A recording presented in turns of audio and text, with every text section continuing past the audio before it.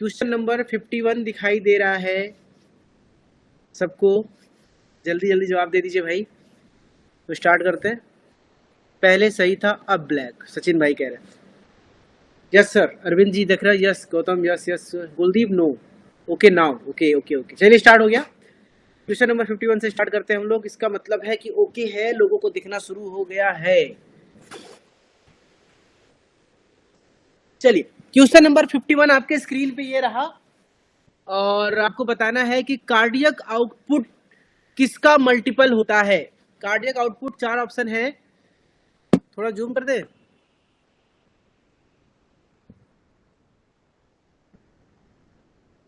अब ठीक है, ओके चलिए बताइए।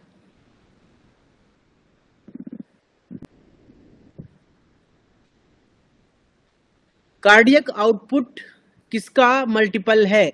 चारों ऑप्शन ध्यान से देखिए और बताइए कि कार्डियक आउटपुट का डेफिनेशन क्या है। चलिए जवाब दीजिए भाई साहब। चांदनी ने कहा है 51 का ए और बिल्कुल सही जवाब है। ब्लैंक स्क्रीन कहाँ है यार प्रदीप, दिख तो रहा है सबको। 51 का ए ऑप्शन सही है। Stroke volume into heart rate, this is the right answer for the cardiac output. Question number 52, ऐसे नोट की सामान्य इंट्रिंसिक रेट कितनी होती है? ऐसे नोट की सामान्य इंट्रिंसिक रेट, इंट्रिंसिक रेट का मतलब होता है कि जो इंपल्स जनरेट करता है वो 1 मिनट में कितनी बार जनरेट करता है। 52 का जवाब आपको देना है। 52 का सही जवाब क्या है आप बताइए, आपके स्क्रीन पे आने वाला है।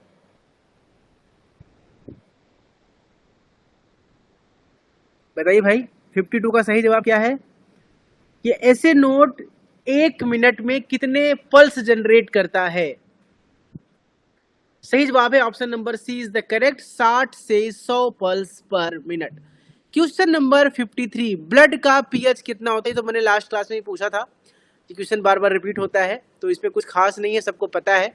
7.3 to 7.4, option number C is correct. आगे बढ़ते हैं। Question number 54, oxygen haemoglobin dissociative curve का राइट शिफ्ट किससे होता है? अगर आपने ये पढ़ा है तो ये बहुत अच्छी बात है, क्योंकि एक होता है कि कर्व हमारे बॉडी में ऑक्सीजन का कितना सप्लाई है वो डिपेंड करता है हमारी बॉडी में हीमोग्लोबिन का कंसंट्रेशन कितना है। और ऑक्सीजन हीमोग्लोबिन का जो डिसोसिएशन कर्व है अगर राइट साइड शिफ्ट हो रहा है तो इसका मतलब क्या है? ठीक है, इसका मतलब क्या है?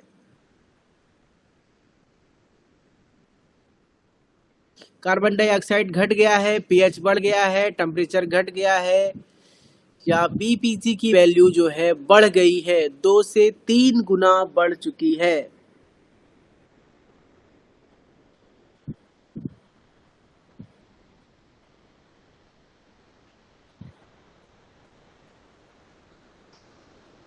पढ़ा है आप लोगों ने इसके बारे में? चलिए बताइए।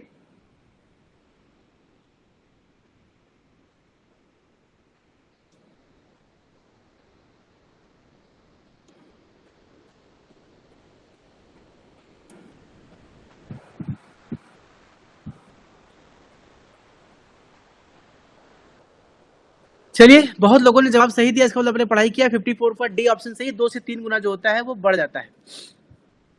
जक्स्टा ग्लोमेरुलर सेल कौन सा हार्मोन बनाता है? अगर आपको पता है आपके बोमेन कैप्सूल जो जस्टा ग्लोमेरुलर सेल है, आपने पढ़ा है इसके बारे में, ये आपकी किडनी में ये कौन सा हार्मोन रिलीज करता है? आपने पढ़ा है इसके बारे में कि ब्लड प्रेशर को कंट्रोल करना भी काम इसका होता है। तो ये बहुत आसान सा जवाब है, इसका जवाब आप लोग बताइए जल्दी से कौन सा सही है। 55 का सही जवाब नहीं भाई, एडीएस तो नहीं। जक्स्टा ग्लोमेरुलर सेल जो है आपका रेनिन किडनी से निकलता है, इसके जक्स्टा ग्लोमेरुलर पार्ट से रेनिन निकलता है जो कि आपके रास सिस्टम में काम करता है और ब्लड प्रेशर को मेंटेन करता है। 55 का सी ऑप्शन सही है। क्वेश्चन नंबर 56, नेफ्रॉन का कौन सा भाग जल के लिए सबसे कम पारगम्य होता है? यानी किस पार्ट से वाटर का रीअब्जॉर्प्शन नहीं के बराबर होता है? आयंस का होता है, लेकिन वाटर का रीअब्जॉर्प्शन किस पार्ट से नहीं होता है या सबसे कम होता है? आपको इसका जवाब देना है, ठीक है। पीसीटी से, डिसेंडिंग लूप से, असेंडिंग लूप से या कलेक्टिंग डक्ट से। 4 ऑप्शन आपके सामने हैं। किस जगह वाटर का एब्जॉर्प्शन सबसे कम होता है? 56 का जवाब दीजिए भाई साहब लोग। 56 की तरफ चलिए, 56 का जवाब दीजिए। और जी हाँ, बिल्कुल सही। ऑप्शन नंबर 56 का जो ऑप्शन है सबका गलत है। जी हाँ, वो है आपका ascending limb. Ascending loop of Henle जो पार्ट होता है उसमें सबसे कम वाटर का रिएब्जॉर्प्शन होता है, वहां पे आयंस का बहुत ज्यादा होता है। ऑप्शन नंबर सी यहाँ, डी यहाँ पर सही है। बाकी लोग बी कह रहे हैं, सी कह रहे हैं, एक बार आप इसको क्रॉस चेक कीजिएगा अपने नोट्स वगैरह से। ऑप्शन नंबर डी यहाँ पे सही है। क्वेश्चन नंबर 57 की तरफ चलते हैं। सर्फेक्टेंट मुख्यतः किस कोशिका द्वारा निर्मित होता है? हमारे बॉडी में कौन से प्रकार के जो सेल होते हैं जो सर्फेक्टेंट का निर्माण करते हैं? चलिए, बहुत ही अच्छा क्वेश्चन है, टफ क्वेश्चन है, आपको इसका जवाब देना है। सर्फेक्टेंट मुख्यतः किस कोशिका द्वारा बनाया जाता है? ठीक है,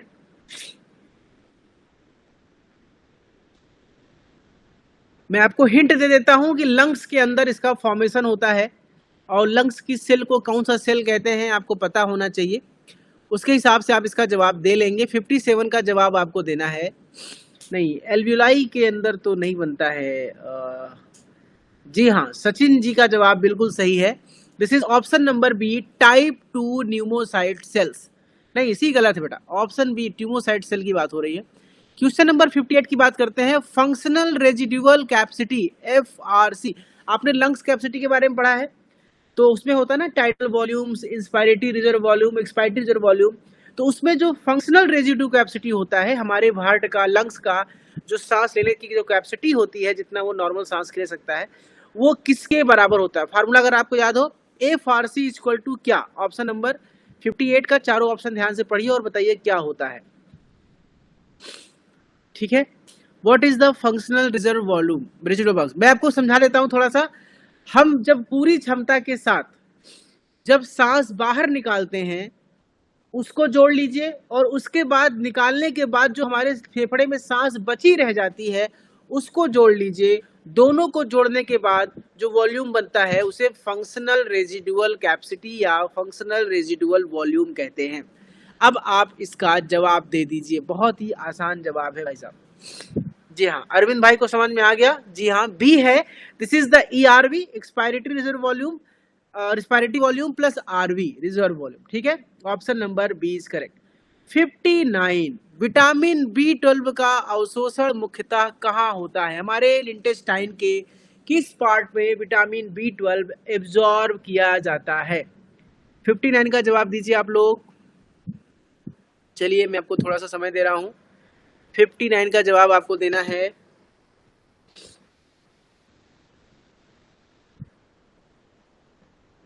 बोलिए भाई, इतना आसान सा पार्ट है।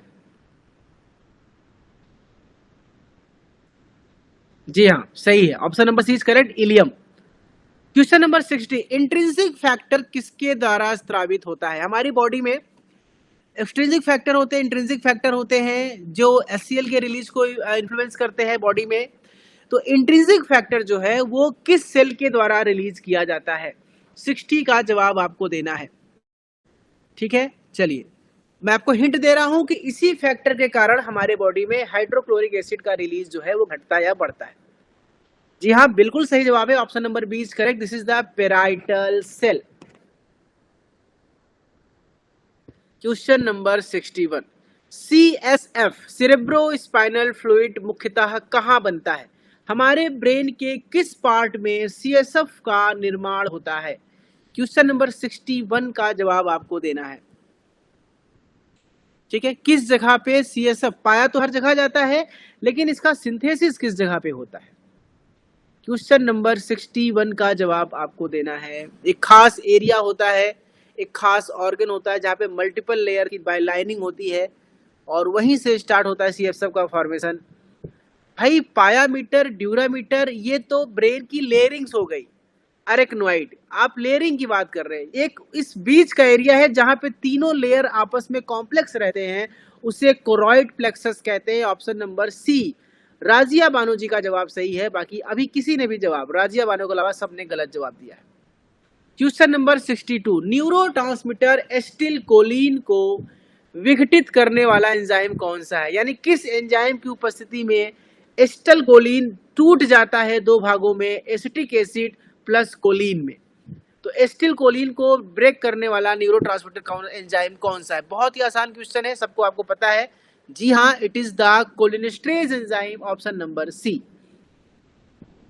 क्वेश्चन नंबर 63 की तरफ चलते हैं। ह्यूमन बॉडी का सबसे बड़ा एंडोक्राइन ग्लैंड कौन सा है?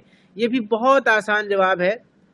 एंडोक्राइन ग्लैंड सबसे बड़ा कौन सा है? सबको पता है, बहुत आसान जवाब है। जी हाँ, जी हाँ, this is the thyroid gland, option number 20 करें। क्वेश्चन नंबर 64, एसीटीएच किस पिट्यूटरी भाग से स्रावित होता है? एड्रिनो कार्टिकोट्रोफिक हार्मोन, नाम से ही एड्रिनो लग गया है। अब आपको बताना है कि पिट्यूटरी के किस भाग से, इंटीरियर पार्ट से, मीडियन पार्ट से, पोस्टीरियर पार्ट से, किस पार्ट से एसीटीएच निकलता है? बहुत ही आसान है, सबको जवाब पता है। बिल्कुल जी, मानिया जी, बिल्कुल सही जवाब आपका। This is option number C, anterior pituitary से निकलता है। क्वेश्चन नंबर 65, एरिथ्रोपोएटिन का प्रमुख स्रोत कौन सा है? हमारे बॉडी में एरिथ्रोपोएटिन कहाँ से बनते हैं? यही एरिथ्रोपोएटिन हमारे बॉडी में एरिथ्रोपोइसिस करता है, जिससे आरबीसी का निर्माण होता है। तो बताइए, एरिथ्रोपोएटिन हमारे बॉडी में कहाँ बनते हैं? पहले एरिथ्रोपोएटिन बनेंगे, उसके बाद फिर 65 का सी, स्प्लीन जवाब आ रहा है। सचिन ने कहा है किडनी, और एरिथ्रोपोएटिन का सही जवाब जो बेटा, बोन मैरो में तो ब्लड बनता है। मैंने कहा ना, ब्लड ये नहीं बना रहा, एरिथ्रोपोएटिन बनता है जो हेल्प करता है ब्लड फॉर्मेशन में। एरिथ्रोपोएटिन का जो निर्माण है वो ऑप्शन नंबर बी सही है, किडनी से बनता है। क्वेश्चंस के लेवल थोड़े से हार्ड होने लगे और आपके सवालों के जवाब गलत होने लगे। तैयारी थोड़ी सी बढ़ाइए आप लोग, लास्ट समय है, रिवीजन बढ़ाइए। क्वेश्चन नंबर 6, एडल्ट्स में HbA में कौन सा ग्लोबिन चैन पाया जाता है? ये बताइए भाई। हीमोग्लोबिन होते हैं, आपको पता है कितने प्रकार होते हैं, HbA, Hb2, HbB, है ना। तो HbA वाला जो हीमोग्लोबिन है एडल्ट्स में, उसमें हीमोग्लोबिन आपस में किस चैन के द्वारा जुड़े होते हैं? ये क्वेश्चन बहुत ही टफ लेवल का है, हाई लेवल की स्टडी चाहिए भाई सवाल को सॉल्व करने के लिए। ठीक है, हीमोग्लोबिन ए में जो ग्लोबिन प्रोटीन है आपस में किस चैन के द्वारा जुड़े होते हैं? 66 का जवाब, तुक्का ही मारिए, देखिए तुक्का शायद लग जाए आपको। जवाब तो बहुत कम लोग को पता होगा। अरविंद ने ए कहा है, अब भगवान जाने तुक्का मारे हैं कि सही बताए हैं। बाकी लोग भी कुछ तुक्का उक्का मार लीजिए। सचिन ने स्किप, ये बहुत अच्छा काम किया आपने भाई। कंपटीशन एग्जाम में माइनस मार्किंग पेपर में अगर आपको नहीं आए, तुक्का मारने से बेहतर है आप उसको स्किप करें। पेपर को माइनस होने से बचाना है, यही आपको मॉक टेस्ट से सीखना होता है। This is the right answer, option number A, it is the alpha 2 beta 2 globin chain. Question number 67, clotting factor 8 की कमी से कौन सा रोग होता है? क्लॉटिंग फैक्टर 8, ठीक है, क्लॉटिंग फैक्टर 8 अगर कम होगा हमारी बॉडी में, देखिए क्लॉटिंग फैक्टर कम होने का मतलब है ब्लड आपका फ्लो बढ़ेगा, ब्लड फ्लो करता रहेगा, ब्लड क्लॉट नहीं करेगा। लेकिन 8 की कमी से कौन सा होता है? जी हाँ, बिल्कुल सही जवाब है सबका। मान्या का जवाब सही है, वीरेंद्र स्किप किया है, option number A, haemophilia A. Question number 68, skeleton muscle में कैल्शियम का स्टोरेज किस जगह पर होता है? क्योंकि आपको पता है मसल्स में कैल्शियम जरूरी है मसल के कॉन्ट्रैक्शन के लिए, लेकिन मसल्स के अंदर किस पार्ट में कैल्शियम स्टोर रहता है? आपको जवाब देना है इसका। बिल्कुल सही Manya ji, option number B is the SR, strontium reticulum या सार्कोप्लाज्मिक रेटिकुलम, जिसको हम एंडोप्लाज्मिक रेटिकुलम भी कहते हैं, वहीं पे स्टोरेज होता है कैल्शियम का। Question number 69, resting membrane potential RMP किस आयन के कारण होता है? ध्यान दीजिएगा, RMP किस आयन के कारण होता है? ठीक है, आपको ध्यान देना है। पहले तो आप ये बताइए कि RMP होता कितना है? -70 मिली वोल्ट होता है कि +45 मिली वोल्ट होता है? अगर माइनस होगा तो उसका जवाब क्लोरीन वाला होगा, और अगर +45 होगा तो इसका जवाब सोडियम, कैल्शियम या पोटेशियम में से कोई एक होगा। ठीक है, चांदनी स्किप किया कि क्वेश्चन का लेवल बढ़ रहा है। Resting membrane potential is the for +45 milli volt, और ये क्यों होता है? क्योंकि पोटेशियम चैनल ओपन होता है और पोटेशियम आयन बाहर की तरफ मूव करता है। सही जवाब है option number C, potassium ion. Question number 70, human body में सबसे छोटी हड्डी कौन सी है? बहुत ही आसान सवाल है, आपको पता है कान के अंदर पाई जाने वाली हड्डी सबसे छोटी हड्डी है, उसका नाम बता दीजिए। बहुत इजी है, सबसे छोटी हड्डी सबको पता है, जी हाँ, option number C stapes. Question number 71, चलते हैं हम लोग इनऑर्गेनिक केमिस्ट्री की तरफ। गैस्ट्रिक एंटासिड के रूप में सबसे तेज काम कौन सा हाइड्रोक्साइड करता है? एंटासिड के रूप में सबसे तेज काम कौन करता है? 71 का जवाब देना है आपको। 70, magnesium hydroxide, sodium bicarbonate, aluminium hydroxide या कैल्शियम कार्बोनेट? सबसे तेज जो काम करता है वो है option number B, sodium bicarbonate. Option number B is correct. Question number 72, bentonite क्या है? अगर आप बेंटोनाइट को जानते हैं तो उसका केमिकल फॉर्मूला क्या है, केमिकल नेम क्या है? चलिए जवाब दीजिए, चारों ऑप्शन ध्यान से पढ़िए और जवाब दीजिए। 72 का जवाब क्या होगा? बेंटोनाइट का केमिकल फॉर्मूला क्या होता है?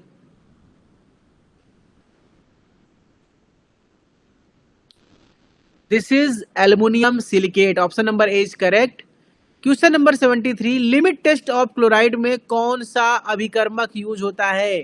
कौन सा रिएजेंट इस्तेमाल करते हैं limit test of chloride? Question कई बार पूछा गया है, बहुत आसान क्वेश्चन है और सबको जवाब पता है। This is option number A, silver nitrate. Shivam भैया, बेरियम क्लोराइड सल्फेट के लिमिट टेस्ट में इस्तेमाल होता है, मार खाएंगे भी आप। Question number 74, limit test for sulphate में कौन सा अभिकर्मक प्रयुक्त होता है? अरे अभी थोड़ी देर पहले क्वेश्चन आया था, अब तो इसका जवाब देने कोई मतलब ही नहीं है, सबको पता है। जी हाँ, this is barium chloride. Option number B. 75, potassium permanganate का औषधि उपयोग क्या है? आज 75 में पोटेशियम परमैंगनेट KMnO4 का क्या इंपॉर्टेंस है, किस तरह काम करता है ये? ठीक है, ये जब भी किसी रूम को सैनिटाइज करना होता है, बैक्टीरिया वगैरह किल करना होता है तो वहां पे इसका इस्तेमाल करते हैं। ये क्या मैकेनिज्म है, किस मैकेनिज्म पे काम करता है? बिल्कुल चांदनी जी, मानिया जी, बहुत सही जवाब है। आशुतोष भाई का भी जवाब सही है, option number B, oxidizing agent. Question number 76, iodine tincture का प्रमुख उपयोग क्या है? आयोडीन टिंचर जो बनाते हैं वो किस पर्पज के लिए काम किया जाता है?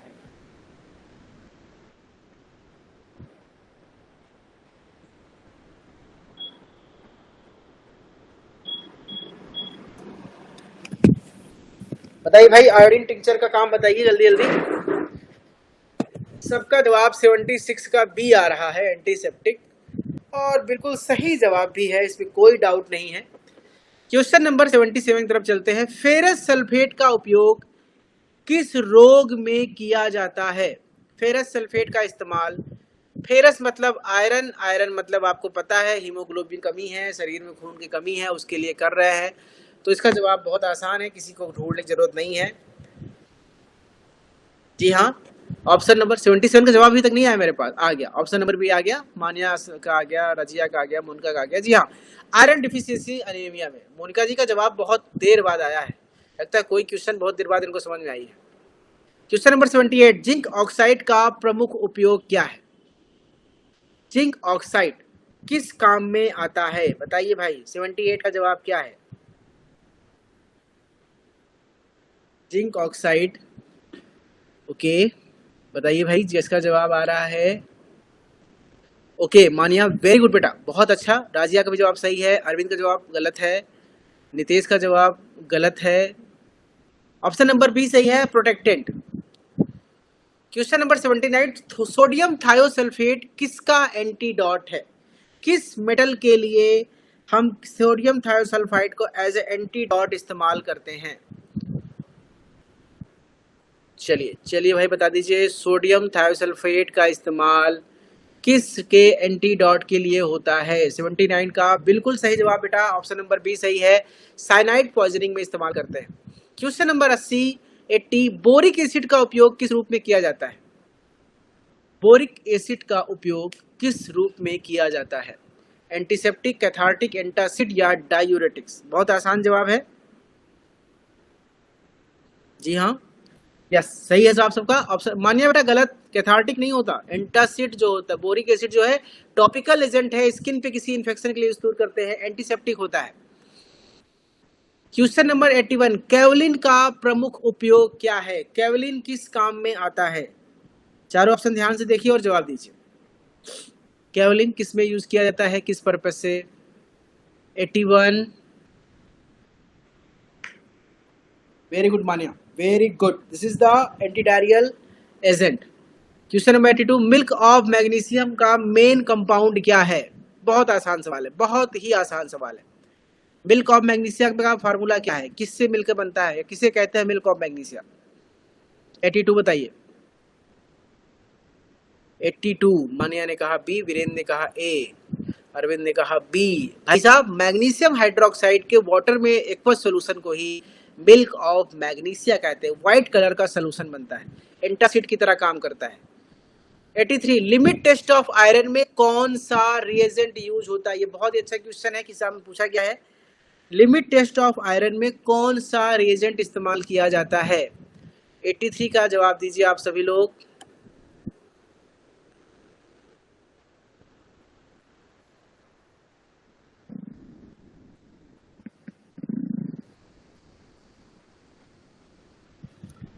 सही जवाब है, वेरी गुड राजिया बाबू, सबका जवाब सही है। ऑप्शन नंबर है थायोग्लाइकोलिक acid. Question number 84, sodium fluoride मुख्यतः किसके लिए उपयोगी होता है? सोडियम फ्लोराइड आपने जानते होंगे टूथपेस्ट वगैरह में यूज होता है, दांतों में मंजनों में इस्तेमाल होता है, तो आप मतलब समझ गए होंगे। 84 का मतलब समझ गए होंगे किसके लिए यूज करते हैं सोडियम फ्लोराइड। जी हाँ, सही जवाब है डेंटल कैरीज के लिए। क्वेश्चन नंबर 85, कॉपर सल्फेट का उपयोग किस रूप में किया जाता है? कॉपर सल्फेट का इस्तेमाल किस रूप में किया जाता है? 85 का सही जवाब दीजिए आप लोग। ठीक है, very good, this is for emetics के लिए इस्तेमाल करते हैं। Option number A is correct. Question number 86, activated charcoal का उपयोग कहाँ किया जाता है? ये भी बहुत आसान सवाल है। एक्टिवेटेड चारकोल पॉइजनिंग में, हाइपरटेंशन में, डायबिटीज में, अस्थमा में, और सही जवाब आ चुका है मेरे ख्याल से सबका। 86 अभी नहीं आया, सब 85 में फंसे हुए। ओके, मानिया का जवाब आ गया। मानिया सचान ने कहा है ए, और लगभग सबने ए ही कहा है। वेरी गुड, राजिया, चांदनी, वीरेंद्र, नितेश, आशुतोष, आशीष, सबका जवाब ए है और is the poisoning.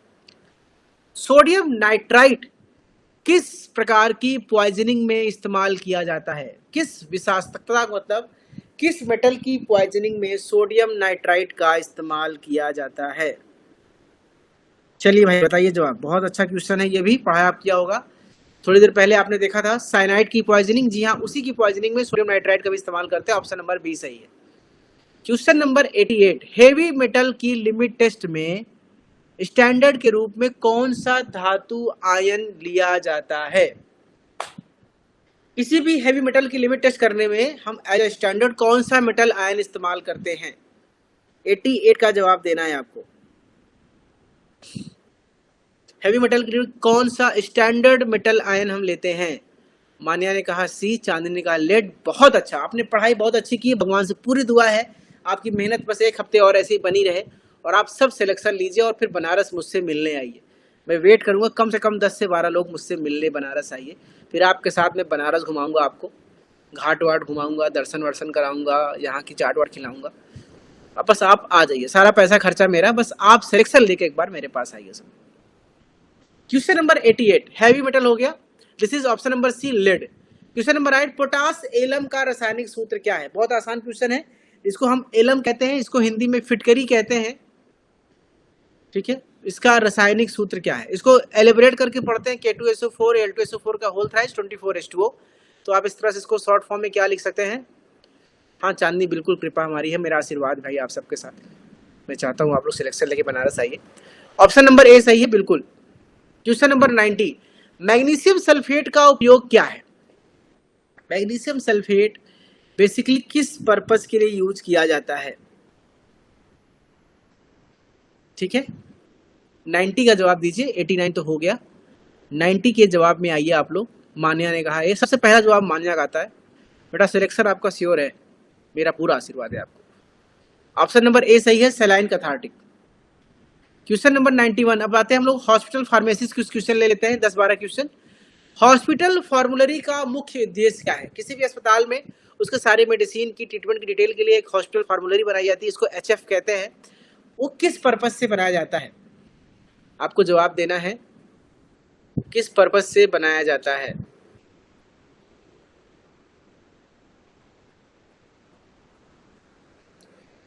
Option number 91 का जवाब देना है आपको। सही जवाब है बिल्कुल बी, रेशनल ड्रग यूज के लिए। ऑप्शन नंबर बी सही है। क्वेश्चन नंबर 92, ABC एनालिसिस किस पर आधारित होती है? ABC always better control. 92 का जवाब देना है, ABC किस पर आधारित है? किसके बेसिस पे हम उसको कैटेगराइज करते हैं कि कौन सी कैटेगरी ए में रहेगा, कौन सी बी में रहेगा, कौन सी सी में रहेगा? जी हाँ, बिल्कुल सही जवाब है, उसके कॉस्ट के कंजप्शन के आधार पर, कॉस्ट और कंजप्शन के आधार पर। ऑप्शन नंबर बी सही है। EOQ का पूरा नाम क्या है? चलिए बताइए। आपने पढ़ा होगा डीएसबीएम में पढ़ा होगा EOQ, इकोनॉमिक्स में बताऊंगा नहीं, आपको जवाब बताना है कि चारों ऑप्शन कौन सा ऑप्शन सही है।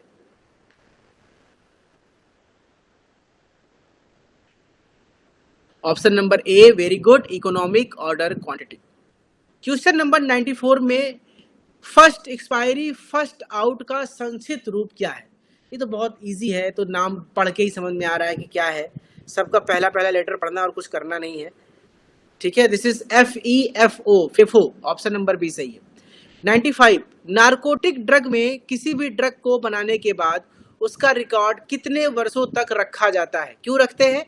ताकि फ्यूचर में कोई बैच अगर खराब होता है तो उसकी टेस्टिंग के लिए हमको सैंपल रिकॉर्ड बुक से निकालना होता है। तो कितने सालों तक सैंपल हमें रखा जाना चाहिए नारकोटिक प्रोडक्ट के लिए?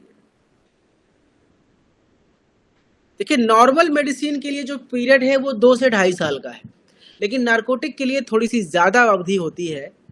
तो चांदनी, सबका जवाब 2 साल मुझे पता आएगा, क्योंकि 2 साल नॉर्मल ड्रग्स के लिए होता है, नारकोटिक ड्रग को थोड़ा सा लंबा रखा जाता है। This is the 5 years. Option number C is correct. Question number 96, unit dose dispensing system का प्रमुख लाभ क्या है? यूनिट डोज डिस्पेंसिंग सिस्टम का प्रमुख लाभ क्या है? अगर किसी व्यक्ति को पूरा 10 टैबलेट देने के बजाय कि सुबह शाम खा लेना, उसे एक एक टैबलेट सुबह शाम बारी बारी दी जाए, जब सुबह हो तो एक गोली, शाम हो तो एक गोली, से बोलते हैं यूनिट डोज डिस्पेंसिंग सिस्टम। इसका मेन फायदा क्या है? बहुत आसान, मैंने आपको जवाब समझा दिया है मेरे ख्याल से।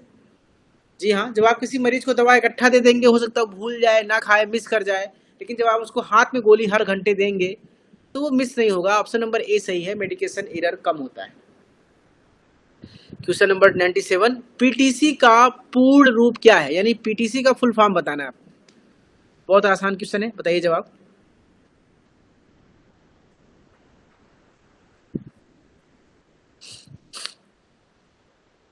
जी हाँ, बिल्कुल सही है, option number A, pharmacy and therapeutic committee.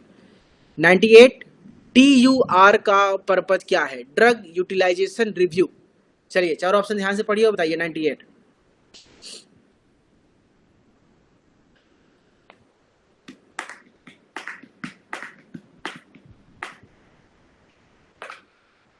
का जवाब, DUR का मेन पर्पज होता है कि जो गलत दवाओं का इस्तेमाल है, इरेशनल ड्रग है, उसको यूज को कम करना। ऑप्शन नंबर ए सही है। 99, हॉस्पिटल इन्फेक्शन कमेटी का मुख्य उद्देश्य क्या है? अस्पताल में जो किसी दवाइयों से इन्फेक्शन फैलता है, मरीजों की बीमारियां फैलती हैं, उसको रोकने के लिए एक हॉस्पिटल इन्फेक्शन कमेटी बनाई जाती है। इसका मेन पर्पज क्या है? नाम सही लग रहा है यार, इन्फेक्शन है तो इन्फेक्शन कंट्रोल करेगा। ऑप्शन नंबर ए सही है। Question number 100, ward pharmacy system में दवाइयां कहाँ स्टोर की जाती हैं? सेंट्रल स्टोर में, वार्ड में, ओपीडी में, आईसीयू में? अब नाम सही लग रहा है यार, क्या ही जवाब देना है, इतना सरल क्वेश्चन तो आने वाला नहीं है। ऑप्शन नंबर अभी ए ही चल रहा है सबका, 100 पे आइए। 100 का बी, ओके मानिया, वेरी गुड राजिया, वेरी गुड बेटा। अरविंद, शिवम, हर्षवर्धन, सबका जवाब सही है चांदनी का। Option number B, ward. Question number 101, poison information centre का मुख्य कार्य क्या होता है? चारों ऑप्शन ध्यान से पढ़िए और जवाब दीजिए।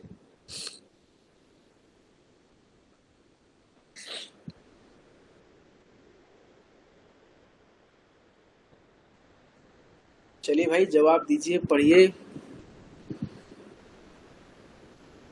19 बच्चे अभी तक लाइव है, चलिए अच्छी बात है, इतना ही लाइव है तो अभी बहुत है मेरे लिए। जो पढ़ने वाले हैं वो इतने ही हैं। क्वेश्चन नंबर ए सही है, टॉक्सिसिटी इंफॉर्मेशन प्रदान करना। क्वेश्चन नंबर 102, कंट्रोल्ड ड्रग्स का रिकॉर्ड कौन रखता है? किसी भी अस्पताल में जो कंट्रोल ड्रग होती हैं उनको कौन संभाल कर रखता है? चारों ऑप्शन ध्यान से पढ़िए। ऑब्वियस सी बात है यार, हम रखेंगे, आप रखेंगे, और कौन रखेगा? फार्मासिस्ट रखेगा। Question number 103, inventory turnover rate किसका सूचक है? इन्वेंट्री टर्नओवर रेट किसका सूचक है? 103 का जवाब दीजिए। 103 पे आइए भाई, अभी आप 102 ही चल रहे हैं। 103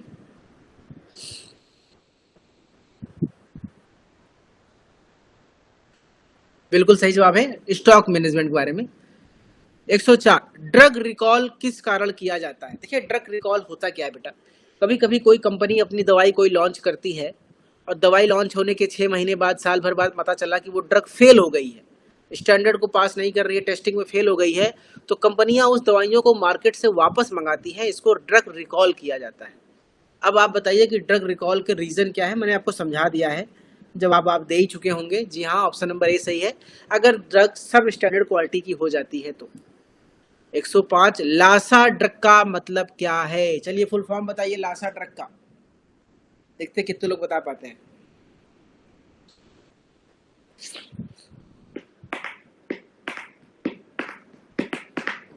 एक 105 बिल्कुल सही है। This is the look alike sound alike, जैसी दवा दिख रही है वैसी दवा है एकदम। Very good, option number A सही है। पढ़ाई आप लोगों ने अच्छे से किया है, मुझे बड़ा गर्व हो रहा है आप पे। 106, मेडिकेशन एरर का सबसे सामान्य कारण क्या है?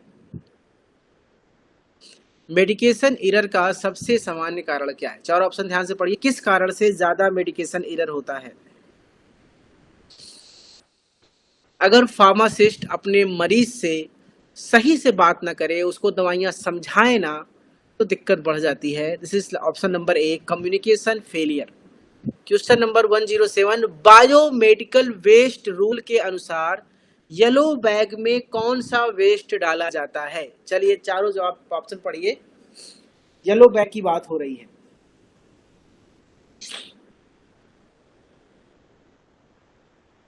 Very good, very good, yes, option number A सही है, human anatomical waste. Question number 108, adverse drug reaction monitoring का राष्ट्रीय केंद्र भारत में कहाँ है? बताइए, एडवर्स ड्रग मॉनिटरिंग का भारत में राष्ट्रीय केंद्र कहाँ पर है? चलिए चारों लोग, सब चारों ऑप्शन पढ़िए और जवाब दीजिए, भारत में कहाँ है? वैसे मैं आपको अगर हिंट दे दूं तो बता ही देंगे, लेकिन जाने दीजिए। ये गौरव हमारे उत्तर प्रदेश को प्राप्त है। जी हाँ, option number B, Ghaziabad. Question number 109, pharmacy audit का क्या पर्पस है? किसी भी इंडस्ट्री में अगर फार्मेसी ऑडिट की जाती है तो क्यों की जाती है? जवाब दीजिए, 109 का जवाब दीजिए। अभी आप लोग 8 पे ही चल रहे हैं, 109 पे आ गया हूं मैं। मान्या, राजिया, चांदनी, ये तीनों का जवाब सबसे पहले आता है। मोनिका ने भी बोल दिया इस बार, आशुतोष, नितेश ने भी बोल दिया। This is option number A, quality improvement. 110, hospital pharmacy का प्रमुख लक्ष्य क्या है? हॉस्पिटल फार्मेसी का प्रमुख लक्ष्य क्या है? चलिए जवाब दीजिए, क्यों बनाया जाता है हॉस्पिटल फार्मेसी? ठीक है, फिलहाल इसका ऑप्शन बी सही है, लेकिन आज के दौर में जिस हिसाब से प्राइवेट अस्पताल चल रहे हैं ना, इसका उन्होंने ऑप्शन ए सही बना के रखा हुआ है आजकल। क्वेश्चन नंबर 111 की तरफ चलते हैं। फार्माकोग्नोसी में डिजिटैलिस जो होता है प्लांट, उसके एक्टिव कॉन्स्टिट्यूएंट क्या होते हैं?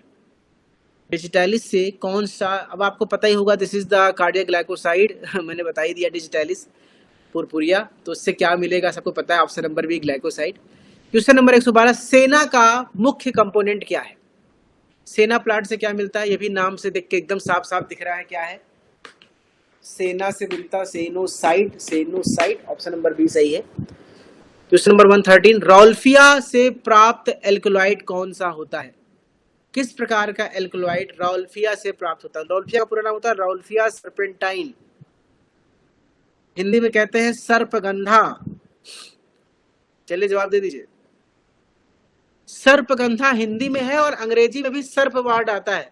रेसर पाइन में अगर आप देखेंगे तो रे हटा देंगे तो सर्प आता है, तो सर्पगंधा से रेसर पाइन मिलता है। ऑप्शन नंबर बी सही है। क्वेश्चन नंबर 114, क्लोव यानी लौंग का सबसे मुख्य केमिकल कंपोनेंट क्या होता है? ये भी बहुत इजी है, दांत के दर्द में इसका इस्तेमाल किया जाता है, आप जानते हैं। बहुत ही आसान क्वेश्चन है और जवाब भी आसानी से मिल जाएगा। जी राजिया जी बिल्कुल सही जवाब, option number B, this is the eugenol. Question number 115, cinchona से कौन सा एल्कलॉइड प्राप्त होता है? सिनकोना से कौन सा एल्कलॉइड प्राप्त होता है?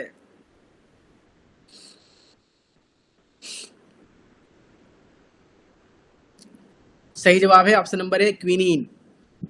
विनका से एंटी कैंसर एल्कलॉइड कौन सा प्राप्त होता है? बहुत देखने इजी लग रहा है, एकदम नाम से ही पता चल रहा है। विनका से मिलता है विनक्रिस्टिन और विनब्लास्टिन, ऑप्शन नंबर ए सही है। क्वेश्चन नंबर 117, एलोए का सबसे मेन कंपोनेंट क्या है? किस पर्पस के लिए एलोए का इस्तेमाल किया जाता है? बाबा रामदेव भयंकर यूज कर रहे हैं इसका आजकल, ठीक है, very good, this is as a laxative, option number A is correct. Menka thank you. Question number 118, opium किस पौधे से प्राप्त होता है? यानी ओपियम का बॉटनिकल नेम क्या है उसके प्लांट का? ठीक है बताइए। चलिए भाई 20 लोग लाइव हो गए, कोई एक लोग और जुड़े हैं हमको लग रहा है आखिरी में अभी। ओपियम किस पौधे से प्राप्त होता है बताइए? बिल्कुल सही है, ऑप्शन नंबर ए, पेपेवर सोमनीफेरम। क्वेश्चन नंबर 119, मेंथॉल किससे प्राप्त होता है? किस पौधे से मेंथॉल प्राप्त होता है जो ठंडा ठंडा लगता है? पुदीने में होता है, पेपरमिंट में होता है, ऑप्शन नंबर ए सही है। हैं? फेनल 119 का सही मानिया बेटा, सौंफ में मेंथॉल नहीं होता है, पेपरमिंट में होता है, पुदीने में होता है, सौंफ में नहीं होता बेटा। क्वेश्चन नंबर 20, नक्स वोमिका में से कौन सा एल्कलॉइड प्राप्त होता है? चलिए जवाब दीजिए। 120, नक्स वोमिका से किस प्रकार का एल्कलॉइड मिलता है? ये जवाब जो दे लेगा मैं समझ लूंगा पढ़ाई वढ़ाई हो रही है अच्छे से। 20 है, बताइए भाई। Yes very good, option number B is correct, strychnine. 121, ginger का मुख्य एक्टिव प्रिंसिपल क्या होता है? अदरक में सबसे इंपॉर्टेंट क्या पाया जाता है? जिंजेवरीन, जिंजिवरोन, जिंजिवरॉल। जी हाँ, ऑप्शन नंबर ए सही है। 122, बेलाडोना में मुख्य एल्कलॉइड कौन सा होता है? एट्रोपा, बेलाडोना, नाम मैंने बता दिया, अब आप आराम से बता सकते हैं कि क्या मिलेगा, एट्रोपा से क्या मिलेगा। ठीक है, बहुत आसान क्वेश्चन है, फार्माकोग्नोसी बहुत इजी लग रहा है क्योंकि आपने पढ़ाई अच्छी की है। 122 का जवाब है ऑप्शन नंबर ए, atropine. Question number 23, volatile oil का टेस्ट किस मेथड के द्वारा किया जाता है? 123 का जवाब दीजिए सब लोग। किस मेथड से वोलाटाइल ऑयल का परीक्षण किया जाता है? And the right answer is TLC, thin layer chromatography. 124, lycopodium spore का उपयोग किस रूप में होता है? लाइकोपोडियम स्पोर्स का उपयोग किस रूप में होता है? चलिए बताइए भाई।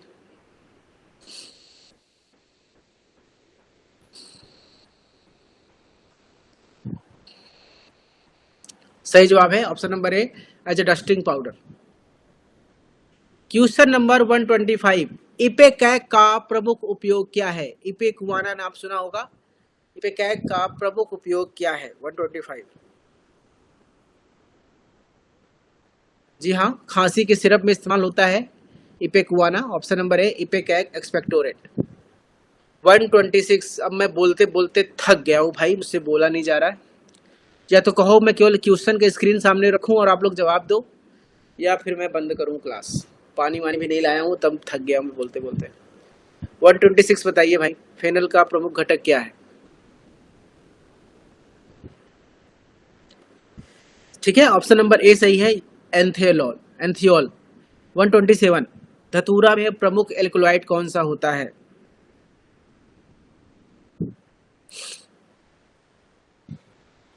150 तक में तो अरविंद जान निकल जाएगी भाई। 127 का जवाब दीजिए। जी हाँ, ऑप्शन नंबर ए सही है, हायोसिन। हायोसिन चांदनी बेटा, नंबर ए सही है। वैसे मैं एक सॉरी आप लोग से ये बोल रहा है कि मैं आज ही क्लास बस ले पाऊंगा लाइव, उसके बाद फिर मैं ये क्लासेस मैराथन नहीं ले पाऊंगा। मैं रजत सर को बोल दूंगा, वो क्लासेस ले लेंगे आपकी मैराथन, क्योंकि मैं कल निकल रहा हूँ अहमदाबाद के लिए, और मुझे करीब 1 हफ्ते बाद लौटना है, और जब तक मैं लौटूंगा आपका एग्जाम हो चुका रहेगा। तो मैं मैराथन क्लासेस कल से नहीं ले पाऊंगा, लेकिन मैं रजत सर को बोलूंगा कि वो करें। पीडीएफ में आज अपलोड कर दूंगा। क्वेश्चन नंबर 128, कैस्केरा का उपयोग किस रूप में होता है? कैस्केरा का उपयोग किस पर्पस के लिए होता है? पीडीएफ में अपलोड कर दूंगा आज। मैं बोल दूंगा, मैं रजत को बोल दूंगा, बल्कि मैटर उसको बना के मैं दे दूंगा, वो खुद क्लास ले लेगा।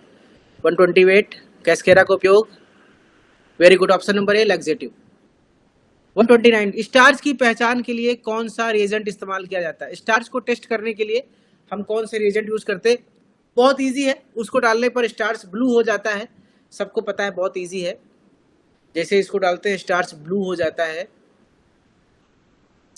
129, 8 का ऑप्शन नंबर, फेरिक क्लोराइड कौन बता रहा है भाई? Option number B, iodine solution. 130, organized drug का उदाहरण कौन सा? इसमें से कौन सा ड्रग ऑर्गेनाइज्ड ड्रग का एग्जाम्पल है? ऑर्गेनाइज्ड मतलब किसी प्लांट के फिक्स पार्ट से मिलता है और उसका सेज साइज फिक्स होता है। 130 का जवाब दीजिए।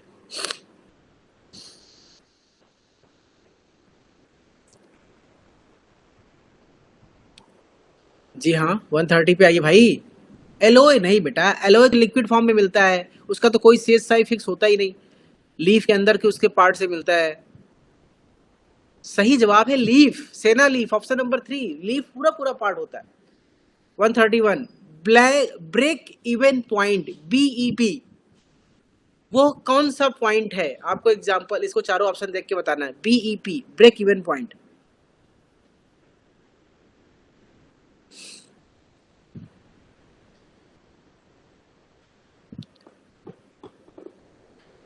बिजनेस का वो पॉइंट है जहां पे जितना पैसा आपने कमाया वो पूरा का पूरा पैसा वहां पे खर्च हो गया, प्रॉफिट बराबर 0 हो गया, उसी को बोलते हैं बीईपी। ऑप्शन नंबर बी सही है, total revenue equal to total cost, कोई प्रॉफिट नहीं। क्वेश्चन नंबर 32, निम्न में से कौन सा फिक्स्ड कॉस्ट का उदाहरण है? फिक्स्ड कॉस्ट का उदाहरण कौन सा है? ऐसा कॉस्ट जो कभी भी चेंज नहीं होता, वो फिक्स्ड रहता है। हम लोग डीएसबीएम की तरफ चल चुके हैं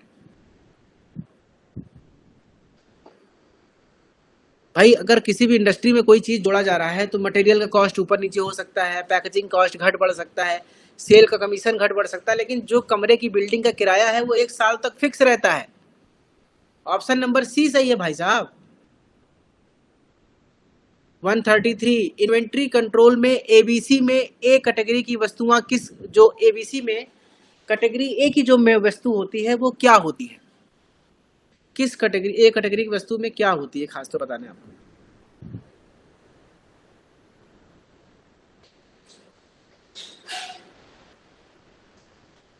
ऑप्शन नंबर बी सही है भाई, ए वाले में वैल्यू ज्यादा होती है, पैसा ज्यादा और मटेरियल कम। 134, फीफो का पूरा नाम क्या है?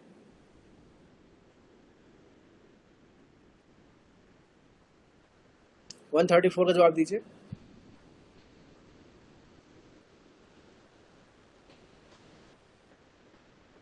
Very good, option number A सही है, first in first out. 135, working capital का सूत्र क्या है? चारों ऑप्शन ध्यान से पढ़िए। Working capital, 135।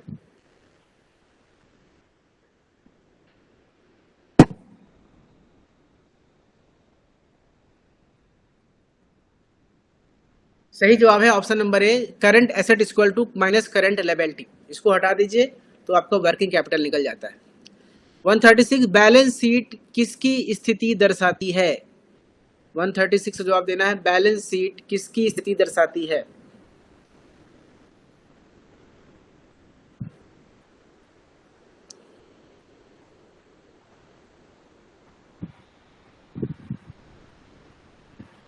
बताइए भाई। यस, सही है option number B, financial position at a specific date. Goodwill किस प्रकार का एसेट है? गुडविल जो आप कर्जा ले लेते हैं, उधार ले लेते हैं सामान, उसे गुडविल कहते हैं। वो किस प्रकार का एसेट है?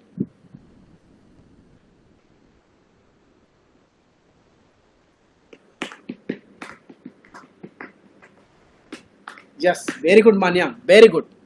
ऑप्शन नंबर सी है इंटेजिबल। 138, डिप्रिसिएशन का मतलब क्या होता है? What is the meaning of depreciation? Industry में, बिजनेस में डिप्रिसिएशन का मतलब क्या है? अगर आपकी एसेट वैल्यू किसी भी कंपनी की लगातार गिरने लगे, एसेट वैल्यू, उसे कहते हैं डिप्रिसिएशन। आपकी बिल्डिंग्स कम होने लगे, प्रीमाइसेस घटने लगे, मशीनें कम होने लगे, इसे एप्रिसिएशन के डिप्रिसिएशन कहते हैं। ऑप्शन नंबर 38 का बी सही है। 39, ईओक्यू का मेन पर्पस क्या है?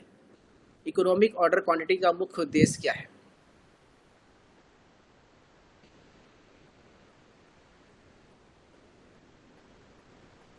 सही जवाब है इन्वेंट्री कॉस्ट को कम करना। Option number B is correct. 140, general entry accounting का फर्स्ट स्टेप क्या है? जब भी किसी हम अकाउंटिंग करते हैं, जनरल एंट्री करते हैं, तो सबसे पहला काम क्या करते हैं? चलिए, लाइव कुछ लोग कम हो गए हैं, 16 हो गए 20 में से, कोई बात नहीं, लेकिन फिर भी आज काफी लोग बने रहे, अच्छा लगा मुझे, धन्यवाद। सबसे पहले हम अपने ट्रांजैक्शंस को रिकॉर्ड करते हैं। ऑप्शन नंबर सी सही है। डीएसबीएम आपने पढ़ाई नहीं किया है, क्वेश्चन गलत हो रहा है। ठीक है भैया, अब 41, 42 से लेकर के मैंने करीब 60, 70 तक क्वेश्चन डाले हुए हैं। प्लीज आप इसको, मैं पीडीएफ डाल दे रहा हूँ, वहां से देख लीजिएगा। अब मुझसे बोला नहीं जा रहा है, 1 घंटे की क्लास लगभग मैंने ले ली है। ठीक है, थैंक यू सो मच। आप लोग मुझे विदा करें, मैं मिलता हूँ आपसे बाद में। आपका मॉक टेस्ट जो अगला होना है वो 2 दिन बाद होगा, और आपके लाइव क्लासेस मैराथन के लिए मैं रजत सर को अपॉइंट करके जा रहा हूँ। अगले 3-4 दिन लगातार वो क्लासेस लेते रहेंगे। थैंक यू सो मच आप सबका, लव यू। आप सबको ऑल द बेस्ट एग्जाम के लिए, बहुत बहुत शुभकामनाएं। खुश रहिए, मस्त रहिए और मन लगा के एग्जाम दीजिएगा। कम क्वेश्चन करिएगा, जितना आए उतना ही करिएगा, सॉलिड कीजिएगा, तुक्का मत मारिएगा, नहीं तो आप जो क्वेश्चन करते थे जो सही है वो भी गलत हो जाएंगे। आप सबको love you so much, thank you. मिलते हैं आपसे